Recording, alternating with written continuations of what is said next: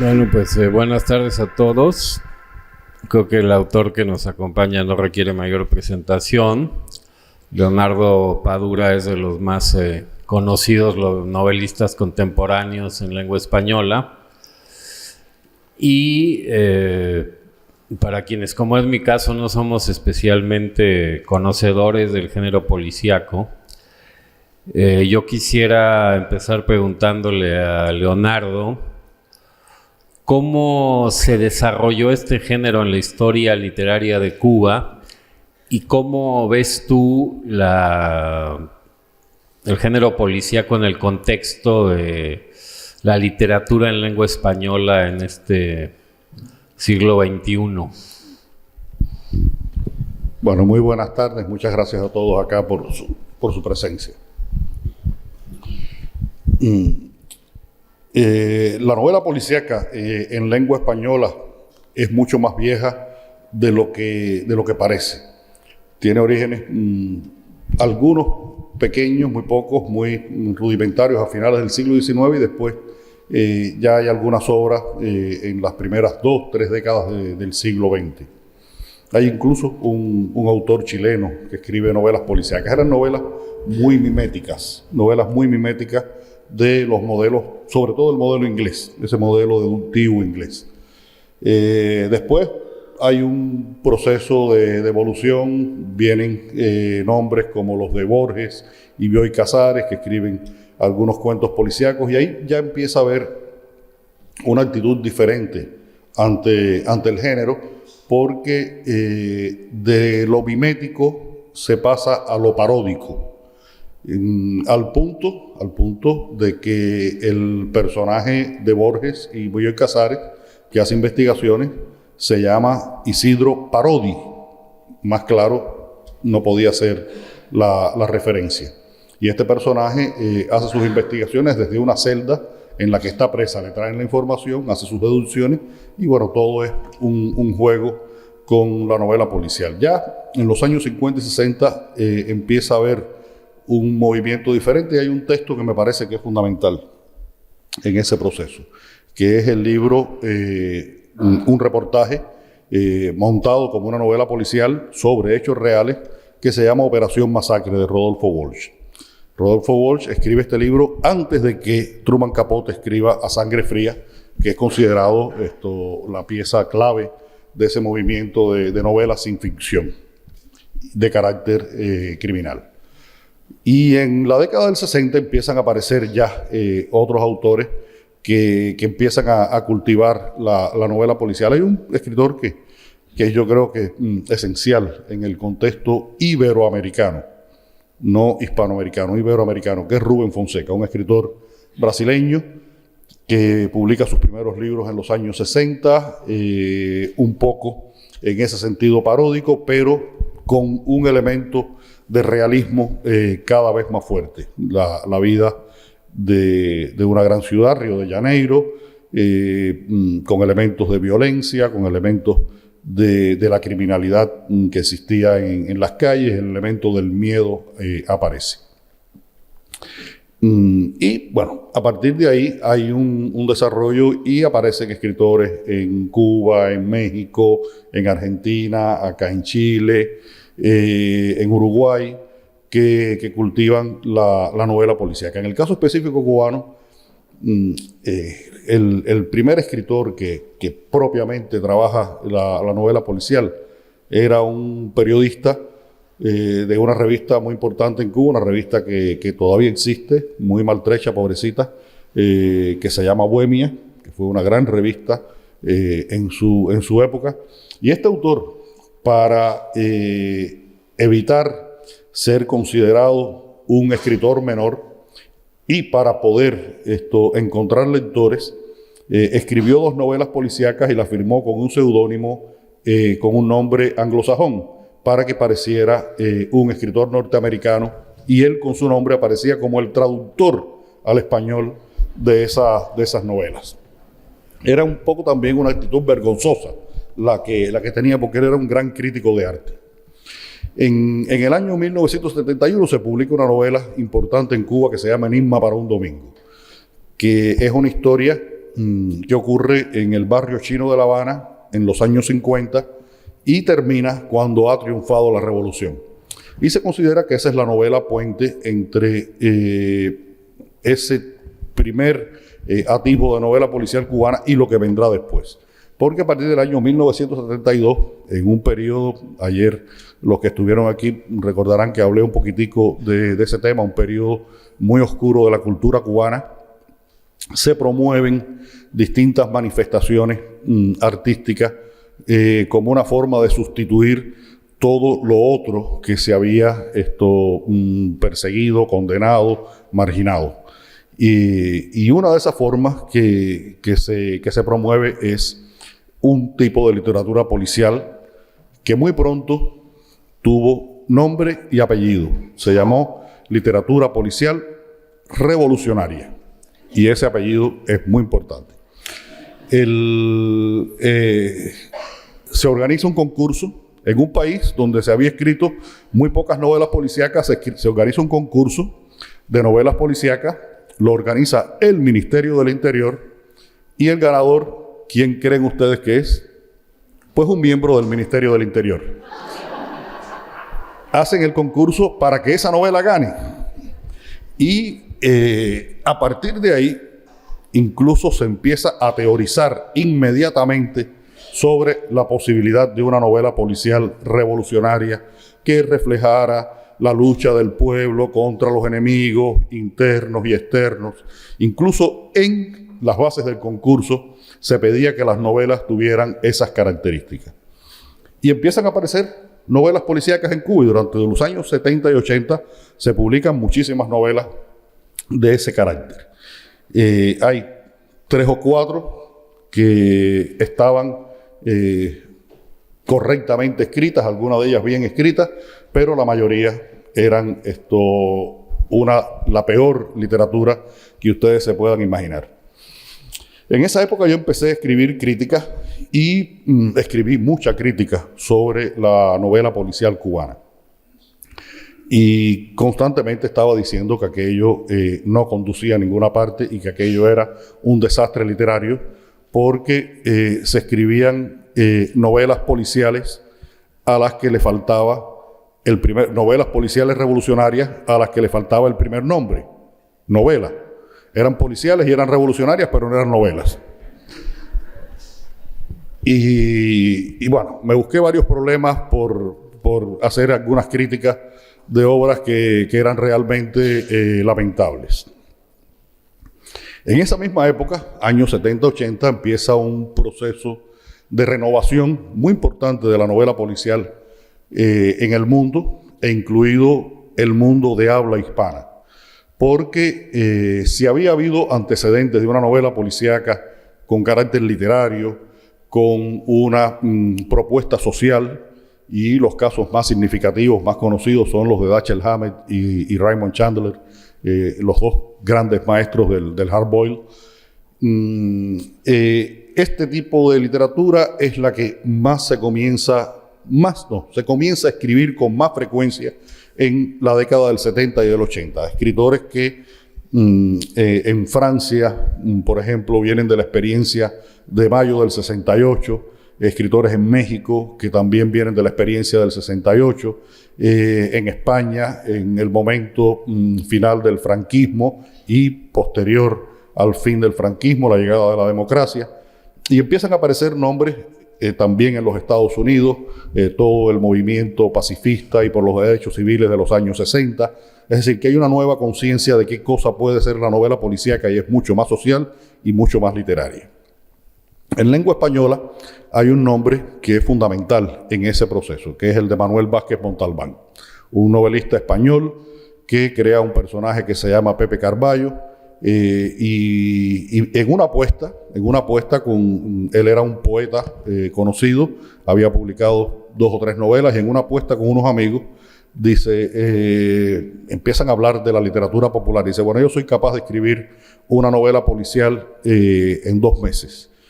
Y hacen una apuesta con los amigos que si era cierto, le pagaban una comida y todo el vino que pudiera beber. Y Vázquez Montalbán escribe una novela que se llama Tatuaje. En Tatuaje recupera a ese personaje de Carballo que había utilizado con otras características en una novela anterior, y creo que a partir de ahí, en lengua española, hay una nueva novela policíaca. Con ese carácter social, con ese carácter estético. Después aparecen autores en México, Paco Ignacio Taibo, Rafael Ramírez Heredia. En España aparece Andreu Martín, Juan Madrid. Es un momento de oro de la novela policíaca española. Y mientras en Cuba la novela policíaca se iba agotando, esa novela con nombre y 2 apellidos se iba agotando, en el resto de América Latina iba creciendo. Y también había autores italianos, franceses, autores de otras latitudes que habían estado un poco en la periferia de lo que habían sido los grandes centros, que habían sido Inglaterra y Estados Unidos. En el año 1988 pasa otra cosa que es importante, sobre todo es importante para mí, muy importante para mí. Y es que se organiza por primera vez un gran encuentro de escritores policíacos en España. Ese encuentro existe todavía, la Semana Negra de Gijón. Se funda en el año 1988 y yo, que había escrito mucha crítica sobre literatura policíaca cubana, tuve ahí la comprobación de que los escritores policíacos cubanos eran malos escritores, pero eran buenas personas, porque ellos consiguieron que este evento me invitara como periodista a cubrir la Semana Negra, y pude ir a España a estar en este encuentro de escritores. Yo llegué a España con $40 en el bolsillo. Era todo lo que tenía para estar hasta que pudiera estar. Y con esos $40 estuve en España 21 días. Si ustedes me preguntan cómo, dónde, qué comía, qué no comía, ni lo sé. Había veces que estaba desesperado por tomarme un café y me arrimaba a alguno de los escritores para ver si me decía, ¿quieres un café? Y porque no podía gastar 75 pesetas tomándome un café, porque no sabía cuándo lo iba a necesitar para comer algo. Pero había una feria de libros de segunda mano allí, en la que había libros a 50 pesetas. Y entre los que me regalaron los escritores que estaban allí, algunos de los cuales yo entrevisté, y los que compré, regresé a Cuba con una maleta llena de novelas policíacas. Y encontré ahí ese estilo, esa posibilidad a partir de la cual me planteé escribir mi primera novela policial. Yo empiezo a escribir Pasado Perfecto en el año 1990 y tenía una intención muy clara. Yo quería que fuera una novela policíaca cubana, muy cubana, pero que no se pareciera a las novelas policíacas cubanas. Y comienzo el proceso de escritura de esta novela con una perspectiva social muy profunda y muy diferente a la que habían utilizado mis antecesores. Creo al personaje de Mario Conde, un policía con unas características muy especiales, nada que ver con los policías heroicos de las novelas anteriores. Y había empezado la crisis en Cuba. Había empezado la crisis, se había caído el muro de Berlín en el 89, en el año 90 los soviéticos dejaron de mandar papel a Cuba, la Unión Soviética desaparece en el año 91, y yo escribo Pasado Perfecto. Y no tenía cómo publicarla. La única posibilidad era mandarla a ese concurso que organizaba el Ministerio del Interior, en que se pedía que las novelas reflejaran la lucha del pueblo contra los enemigos internos y externos. Yo mando la novela al concurso, salgo para España a hacer un trabajo de televisión, una serie que se quería hacer, que se hizo sobre las migraciones, las distintas migraciones españolas a América. A nosotros nos tocó, escribí el guión del capítulo de los catalanes en Cuba. Y bueno, ahí tenía un poquitico más de dinero, pero tampoco podía gastarlo porque yo quería ahorrar ese dinero para comprarme una computadora. Y tenía que ahorrar todo lo posible. Y una de las formas de ahorrar, en aquella época, recuerden que no había correo electrónico ni ninguna de estas cosas, era que en lugar de ir a una cabina telefónica, no había celulares tampoco, en lugar de ir a una cabina telefónica y llamar a mi mujer, a Lucía, y hablar con ella, lo que hacía era que cada vez que teníamos que ir a las oficinas de Televisión Española, me metía en una oficina, cogía un teléfono, marcaba y llamaba a Cuba. Y me ahorraba otras pesetas.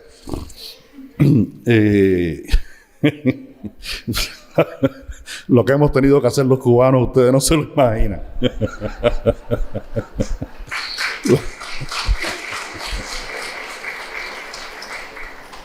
Y cuando me faltaban 2 días para regresar a La Habana, me dice Lucía, la llamo, bueno, ya para coordinar, que me fueran a buscar al aeropuerto y tal.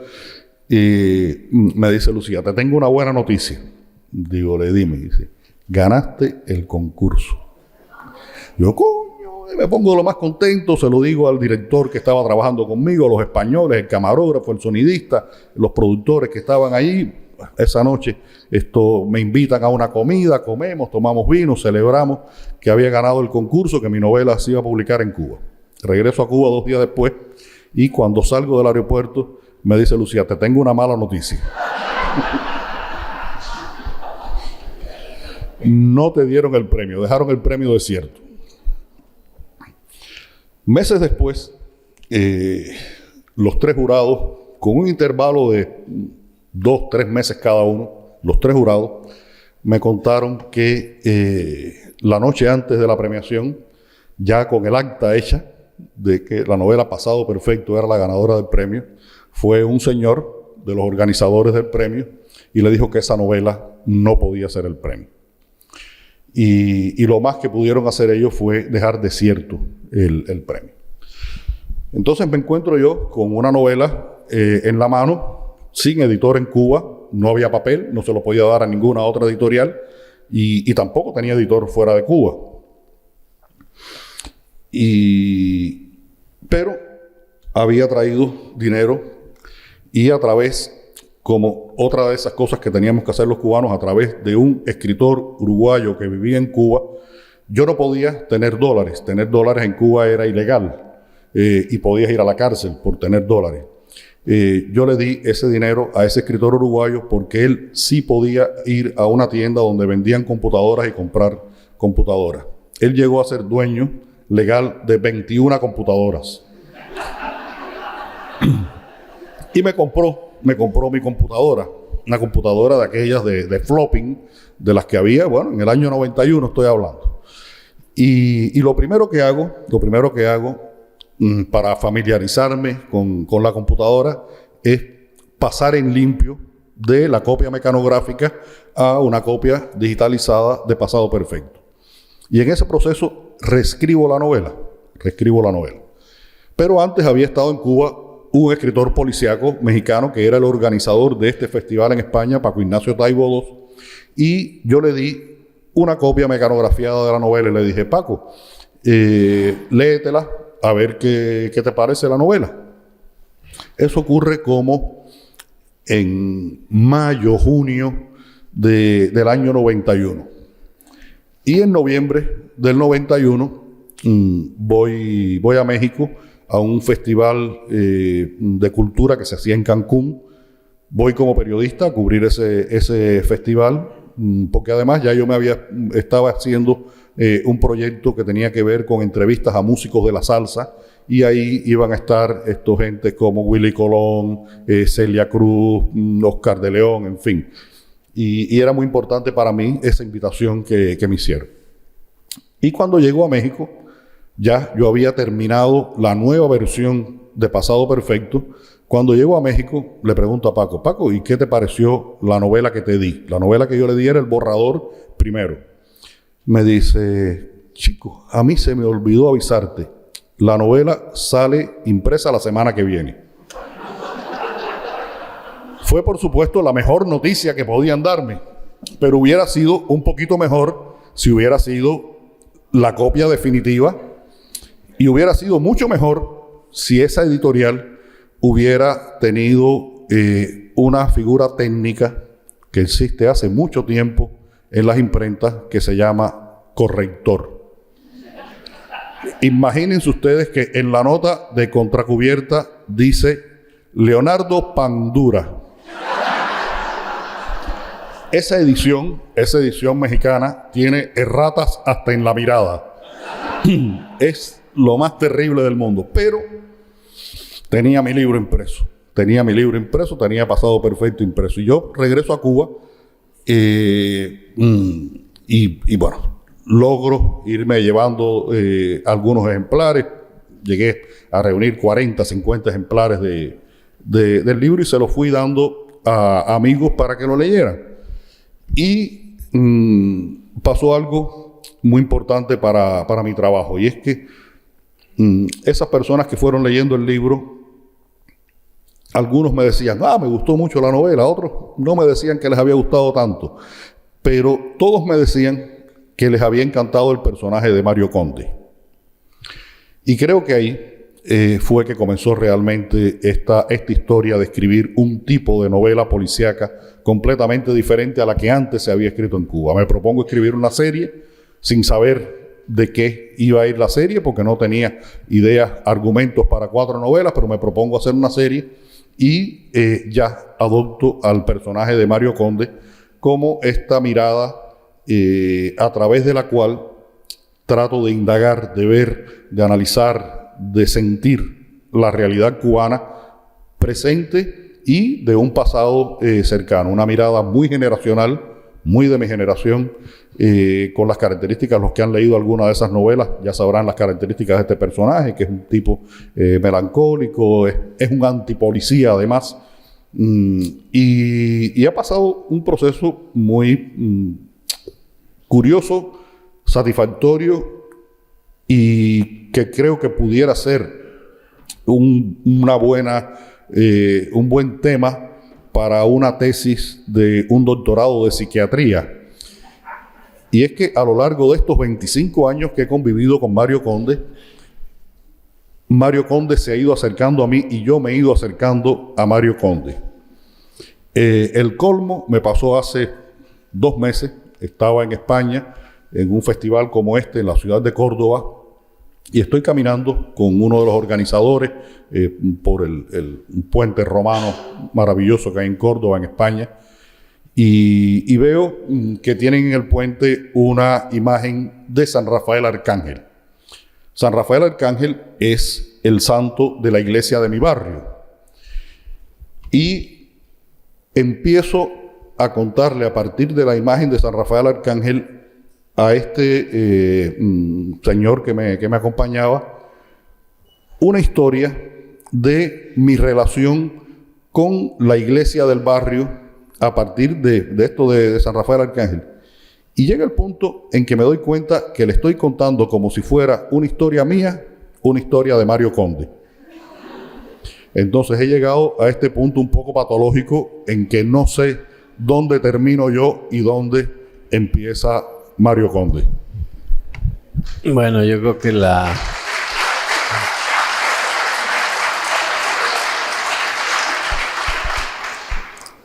siguiente pregunta que yo tenía planeado hacerle a Leonardo ya la contestó, que era cómo se injertaba un escritor, y sobre todo un escritor de novelas policíacas, en el mundo del totalitarismo. Pero creo que él ya nos explicó de manera directa cómo él ha podido ser al mismo tiempo un escritor que sigue residiendo por convicción en Cuba, según entiendo, pero un hombre libre y un novelista a través del cual se puede entender mucho de lo que pasa en Cuba, y el inventor de un personaje que no solo amenaza devorarlo, sino dicen que el detective es un tipo callejero de intelectual. No sé si estés de acuerdo con esa definición, pero a través de Mario Conde se ve una ciudad de La Habana y una Cuba que no es entonces mi experiencia de lector, no es la visión política del todo contraria al régimen, tampoco es desde luego ninguna exaltación de 50 años de régimen autoritario, pero entiende uno muchos detalles de la vida cotidiana, esos que solo la literatura puede ofrecer, que no te lo ofrecen los reportajes ni las declaraciones ideológicas.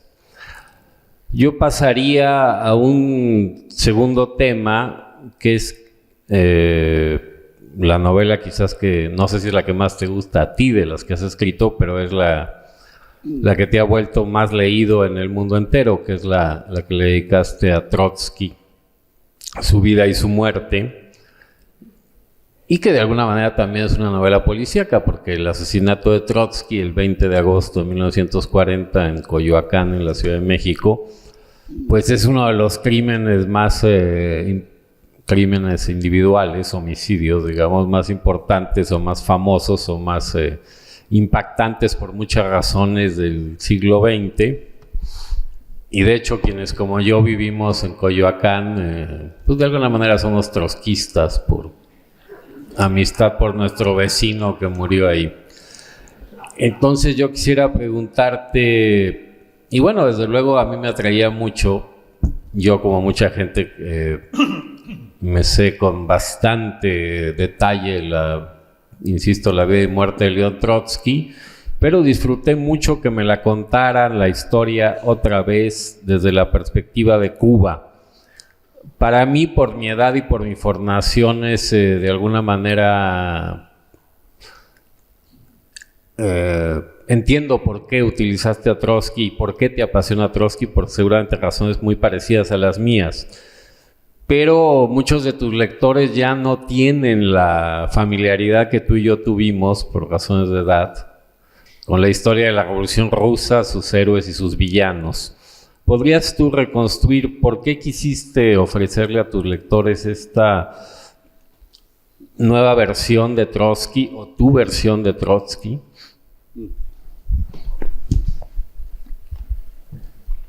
Sí, hay un elemento importante en el desarrollo de mi carrera, y es que he trabajado la novela policial de manera utilitaria.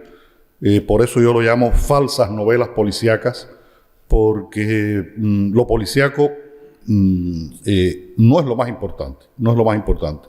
Al punto de que, y me acaba de pasar con la que estoy escribiendo, yo comienzo a escribir la novela, empiezo a desarrollar los personajes, empiezo a desarrollar la trama. En un momento determinado, para que esa trama funcione, necesito que haya un asesinato. Sigo avanzando y cuando llego al final tengo una historia en la que no sé quién es el asesino. Me importa tan poco quién mató a quién, y me importa tanto por qué pasan determinadas cosas, que lo que hago es que utilizo determinados recursos del género para hacerlo. Y lo mismo con la novela histórica. No es que me importe tanto la historia como acontecimientos del pasado, sino como una manera de entender el presente.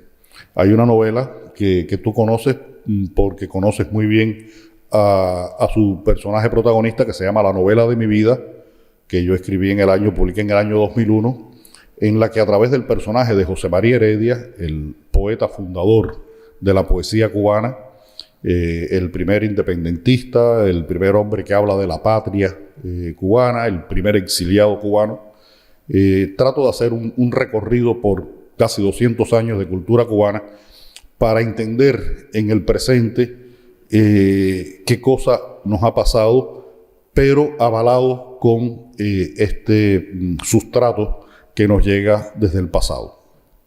En una novela como Herejes lo hago también, y lo hago en El hombre que amaba a los perros. El hombre que amaba a los perros es una novela que está escrita, el primer impulso que tuvo esa novela fue la ignorancia. Nosotros en Cuba, en los años 70, 80, la imagen de Trotsky que teníamos era esa muy famosa foto de la Plaza Roja, en la que está Lenin haciendo un discurso, y fueron con los años desapareciendo personajes que aparecían en la foto. Ese Trotsky que desaparece de la foto es el Trotsky que nos llega a nosotros. No teníamos ninguna posibilidad de saber quién era este personaje y si podíamos saberlo, era el revisionista, era el traidor, era el hombre que había hecho las peores críticas al pensamiento marxista, es decir, era todo lo peor que había. Y como era tan peor, en el año 89, y yo quería saber por qué era tan peor, en el año 89 voy por primera vez a México y le pido a un amigo que me lleve a Coyoacán. Para mí, Coyoacán, el Coyoacán de primero de Hernán Cortés y después, bueno, el de Diego Rivera, Frida Kahlo, era un pueblo que estaba en las afueras de la Ciudad de México. Y por eso le pedí a ese amigo que en su automóvil me llevara. Y cuando llego a Coyoacán, descubro que el metro llegaba hasta allá, hasta Coyoacán. Ya la Ciudad de México se tragó ese pueblo que estaba en las afueras. Pero bueno, visito la casa de León Trotsky y recibo una conmoción muy fuerte. Una conmoción muy fuerte. Sentí que en aquel lugar había pasado algo que me afectaba a mí también. Había pasado algo muy grande que me afectaba a mí también. Y no lo sabía, no tenía medios de saberlo. A partir de ahí empecé a tratar de encontrar alguna literatura sobre Trotsky. En Cuba imposible. En mis viajes a México, a España, fui buscando algunas cosas.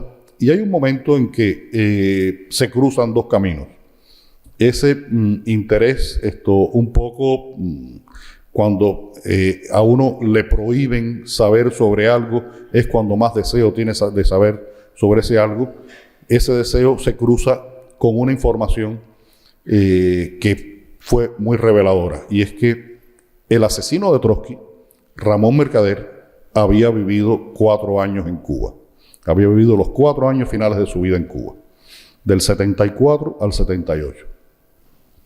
Y sentí algo que tiene que ver con este propio sentido de mi trabajo con la novela histórica. Y es que lo que para cualquiera de nosotros es un acontecimiento de la historia, un acontecimiento del pasado, el asesinato de León Trotsky por un comunista español llamado Ramón Mercader en Coyoacán en 1940, se convertía de pronto en algo que había convivido conmigo. Ese señor Ramón Mercader, que en Cuba se hacía llamar Ramón López, fue el nombre con el que vivió hasta que murió y el nombre con el que fue enterrado en Moscú. Se paseaba por La Habana con 2 galgos rusos, 2 perros muy especiales. Y solo algunas personas sabían que este señor español, Ramón López, era realmente Ramón Mercader. Y lo sabían pocas personas porque si a mí en el año 74, 75, 76 me dicen, ¿tú sabes quién es Ramón Mercader?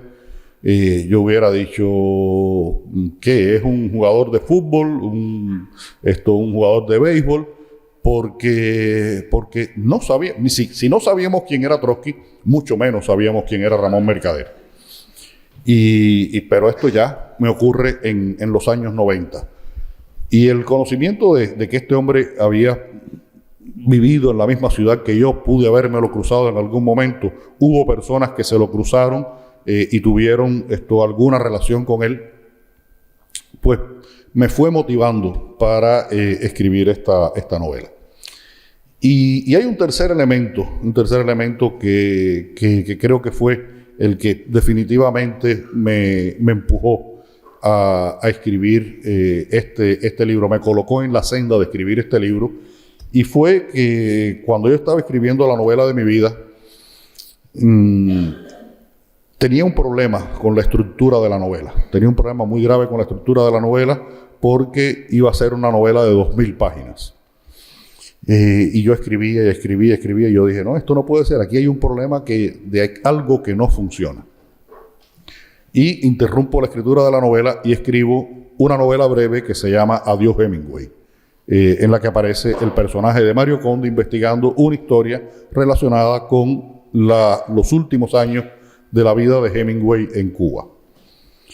Y para escribir esta novela, bueno, volví a revisar varias biografías de Hemingway y encontré algunas informaciones de Hemingway en España que me preocuparon mucho. Me preocuparon mucho lo que había pasado entre Hemingway y John Dos Passos, la desaparición de Robles, el traductor de Dos Passos, acusado de traidor a la República. Y bueno, escribo Adiós Hemingway, regreso a la novela de mi vida y la escritura de Adiós Hemingway me aclara cuál era el problema. Yo estaba tratando de escribir una novela simétrica y tenía que escribir una novela asimétrica para que la estructura funcionara y tuviera una dimensión adecuada a la historia. Y empiezo a leer sobre la Guerra Civil Española, toda una literatura que no existía en los años 70, 80, ni siquiera en los 90, porque está escrita a partir de la apertura de los archivos de Moscú, las investigaciones que hicieron historiadores, los textos que escribieron y la publicación de esos textos en español. Así que hubo un proceso ahí de varios años para que existiera esta literatura. Y esta nueva visión de la Guerra Civil Española, o sobre todo de la participación soviética en la Guerra Civil Española, cambió la percepción de esa historia, de lo que había pasado ahí. Porque siempre se había hablado de el enorme apoyo que había dado la Unión Soviética a la República, y muy pocas veces se había hablado de asesinatos como el de Robles, de asesinatos como el de Andrei Unin y de otras muchas barbaridades que hicieron los asesores soviéticos y la política de Stalin de que durante un tiempo los republicanos no perdieran la guerra, pero tampoco la ganaran. Y la suma de todas estas cosas, todos estos conocimientos, pues me llevó a un punto en el que además estaba mi experiencia de mi vida en Cuba, mi conocimiento que está expresado a través de un personaje contemporáneo, que es el personaje de Iván, personaje cubano, que es el que recibe esta historia. Y bueno, tengo un shock con respecto a lo que significó la utopía, la gran utopía igualitaria del siglo XX. Y decido comenzar a escribir esta novela. No trata de ser un libro revisionista, no trata de ser un libro antimarxista. Al contrario, creo que Trotsky es de los más revolucionarios pensadores marxistas que existieron. Fue uno de los pocos que evolucionó y se criticó a sí mismo, cosa muy rara en el pensamiento marxista, que suele ser muy dogmático. Hay cosas que no cambian nunca. Y escribí la novela, entonces, como una novela policial. Pero era una novela policial muy difícil de escribir, porque antes de abrir el libro, ustedes saben quién es el asesino y quién es el muerto. Incluso cómo mataron al muerto, dónde lo mataron, y entonces, ¿cómo se escribe ese tipo de novela policial? Bueno, pues ahí está en función una serie de elementos de la composición, de la estructura, del tempo narrativo, para poder lograr el efecto de que ustedes como lectores quieran llegar al momento en que Ramón Mercader asesina a Trotsky y a la vez no quieran llegar a ese momento. Creo que ahí está el recurso que hace leer esa novela. Y después, cuando llegue el momento, se dan cuenta de que le faltan por leer 80 páginas. ¿Qué va a pasar ya después que se sabe y se ha leído quién es el muerto y quién es el asesino? Bueno, pues la novela sigue y sigue por este camino de el análisis de cómo este personaje, Ramón Mercader, es una de las muestras de la perversión de esa utopía del siglo XX. Bueno, yo una cosa muy interesante de la novela es que no hay tú no juzgas a Ramón Mercader y no emites una sentencia. Yo recuerdo que Ramón Mercader murió en 1978. Hubo una gran discusión en el Partido Comunista Mexicano, que ya estaba arrinconado por los vientos de renovación del eurocomunismo que venía de Madrid y de París y de Roma. Entonces hubo una discusión si Ramón Mercader había sido un disciplinado militante que había cumplido con su ingrato deber de matar a Trotsky, por lo cual fue a dar 25 años a Lecumberri en la Ciudad de México. Y salió, fue a la Unión Soviética, y como lo pueden leer en la novela de Leonardo, termina sus días en Cuba. O si Ramón Mercader había sido un gángster de Stalin. Así me acuerdo porque había un artículo que así se llamaba. Bueno, una de las cosas que a mí me gustó de tu novela es que dejas en el lector el juicio final. Pero una cosa que también me interesa mucho, que es quizás para mí la parte más apasionante de la vida de Ramón Mercader. Ramón Mercader es un muchacho, nunca lo olvidemos, manipulado por su madre para matar a Trotsky. Entonces esto le da a la historia de este crimen que Leonardo recoge una característica muy patológica, muy interesante. Entonces no sé si quisieras abundar en eso, y lo digo porque en otra de tus novelas, la novela de mi vida así se llama, que es sobre el poeta cubano-mexicano José María Heredia, y aquí hay un viejo pleito entre Cuba y México, porque José María Heredia para los cubanos es el fundador de la literatura cubana, y para algunos mexicanos como yo... No se lo prestamos siquiera. Bueno, Heredia es cubano. Bueno, para nosotros... Ustedes tienen muchos poetas en el siglo XIX, ¿cómo pero me van queremos a quitar Heredia? Más. Bueno, para nosotros es uno de los fundadores extranjeros, lo cual es un honor para nosotros, de la literatura mexicana. Bueno, Heredia, el momento más terrible de su vida es cuando, estando exiliado en México, pide perdón por haber sido un independentista al gobernador de Cuba, que ustedes recordarán que Cuba no se independiza de España a diferencia de la gran mayoría de los países de Hispanoamérica. Pide un perdón hasta la fecha muy polémico, y el pretexto que él aduce o la razón de ese regreso es que quiere despedirse de su madre. Y él regresa a Cuba por poco tiempo, lo tratan como un apestado y él regresa a morir a México. Entonces me llamó la atención que en dos de tus novelas más importantes está el fantasma de la madre como un personaje ausente presente. No sé si quisieras hablar un poco de Caridad Mercader, la madre del asesino de Trotsky, y de la madre de José María Heredia, cubano-mexicano.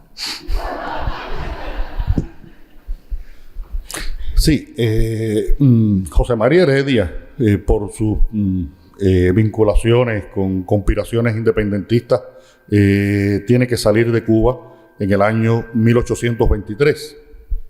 Tenía 19 años. Y su primer destino es los Estados Unidos. Y estando en los Estados Unidos va a Nueva York y un día visita las cataratas del Niágara. Y viendo este paisaje majestuoso, escribe el más grande poema de la literatura cubana, la Oda Niágara. Cuba tiene poetas más importantes que Heredia en cuanto a calidad estética. Martí, Julián del Casal, Eliseo Diego, Lezama Lima, Dulce María Loinás, en fin, Cuba tiene una gran cantidad de poetas. Pero creo que ningún poema como este que Heredia, curiosamente, escribe con 20 años en el exilio. Está un tiempo en los Estados Unidos y va a México, donde hace vida literaria, pero también vida política y civil. Por eso los mexicanos quieren robarnos a Heredia, porque esto estuvo muy vinculado a un momento, además, especialmente complejo de la vida mexicana, esos años posteriores a la independencia que están marcados sobre todo por la figura de Santa Ana. Una época tremenda de México, tanto que Heredia llega a sentir si la independencia era lo mejor que le había pasado a los países latinoamericanos, por lo que estaba viendo esta lucha fratricida que se desarrolla en México en esos años, y en la cual él se ve envuelto. Y bueno, por eso es que él, ya enfermo, pide este permiso para regresar a Cuba, que se parece mucho a los permisos que tienen que pedir los cubanos que viven en el exilio para regresar a Cuba, 200 años después. De ahí que la historia me sirva como un espejo del presente, como dije en algún momento. Con respecto, quería decir esto para ubicar un poquitico mejor la figura de Heredia, porque la novela de mi vida, estoy convencido, es mi mejor novela. Es mi novela mejor escrita, la novela donde, por tanto que sufrí escribiéndola, creo que hay un mejor balance entre lo que yo quería decir y lo que logré decir, su nivel de lenguaje, su estructura, su propuesta estética. Creo que es mi mejor novela. Y bueno, ha sido mucho menos leída que El hombre que amaba a los perros, y por eso creo que es pertinente este comentario. Con respecto a la figura de Caridad Mercader, Caridad Mercader, la madre de Ramón, también era cubana. Nosotros los cubanos podemos dar cosas muy raras. Ella nació cuando Cuba todavía era colonia de España, en Santiago de Cuba. Por lo tanto, era una española de ultramar, nacida en Cuba. Nació en Santiago de Cuba, pero de niña fue a vivir a España. Y la relación de Caridad Mercader con su familia, con su marido, con sus hijos, y después con sus luchas políticas, es realmente la de una persona enferma. Ella llegó a decir en un momento algo que creo que la caracteriza totalmente. Ella decía: yo no sirvo para construir el socialismo, pero en lo que soy inmejorable es destruyendo el capitalismo. Era una destructora y destruyó parte de su familia. Uno de sus hijos muere en la Guerra Civil Española. Ramón es impulsado por ella a vincularse a los órganos de inteligencia soviéticos, la NKVD, que después es lo que se convierte en la GPU, y después se convierte en GPU, NKVD y KGB después, que es la que prepara a Ramón Mercader y lo lleva a ejecutar el asesinato de Trotsky, del cual ella fue casi testigo, porque estaba en un automóvil a 60 metros de la casa de Trotsky en el momento en que Ramón asesina a Mercader. Y yo traté muchas veces de hablar con personas de la familia Mercader para tener una visión interior de cómo había sido esta familia y cómo había sido Ramón y su madre, que son los personajes que a mí me interesaban. Y nunca lo conseguí. Los hijos adoptivos de Ramón, que vivieron en Cuba, estudiaron en Cuba, la hembra vive en México permanentemente, el varón viene a Cuba ocasionalmente, pero vive más en México. Parte de la familia española que pude hacer contacto con ella, me dijeron: mira, a nosotros nos criaron diciéndonos que esos Mercader no eran familia de nosotros. Había una sobrina que sí lo había conocido mucho en Moscú, no quiso, Marina, vive en Barcelona, no quiso hablar conmigo. Pero después que se publicó el libro, se me acercó en París un sobrino de Ramón Mercader, alguien que lo había conocido bastante bien, el hijo de su hermana, que se había exiliado en Francia.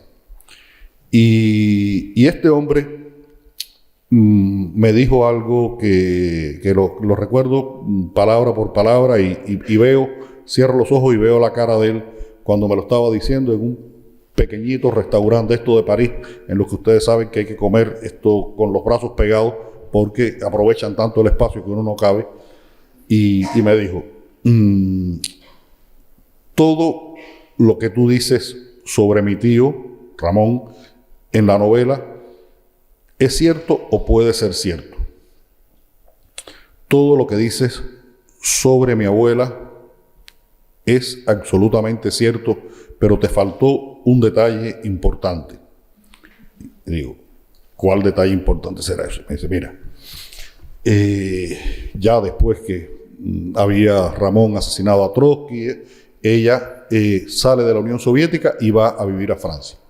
Y en Francia vivía esta hija de ella, Montserrat, casada con un señor francés y tenía 3 hijos, entre ellos este señor que estaba hablando conmigo. Y dice, mira, mi abuela le exigía a mi madre que una vez a la semana la fuera a visitar. Y el día antes de hacer la visita, mi madre se enfermaba. Era una cuestión psicosomática, diarreas, vómitos, fiebres, le pasaba siempre algo, porque no quería ver a su madre, no quería estar cerca de su madre. Era la peor madre del mundo. Y lo que te faltó por saber es que era la mejor abuela que te puedes imaginar. Como era loca y anarquista, a nosotros los nietos nos encantaba salir con ella, porque podías derrumbar un edificio, matar a una persona, robar en una dulcería, y ella estaba encantada con que tú hicieras todos los desastres porque ella era una destructora y nos permitía a los nietos hacer este tipo de cosas. Y eso me dio una imagen de que si hay una humanidad posible en esa persona, estaba ahí. Y es un proceso del cual habla mucho Javier Cercas, que es uno de los invitados de este festival en su libro El Impostor. La relación que uno establece con personajes de este tipo. Esos personajes, Ramón Mercadero, Caridad o Kotov, el que lo lleva a Coyoacán a asesinar a Trotsky, son muy fáciles de condenar. Pero yo creo que la complejidad y parte del oficio del escritor, estamos hablando de una novela, no estamos hablando de un libro de historia, es comprenderlos, intentar comprenderlos. Y en esa comprensión, darle las claves al lector para que el lector sean ustedes los que hagan los juicios finales.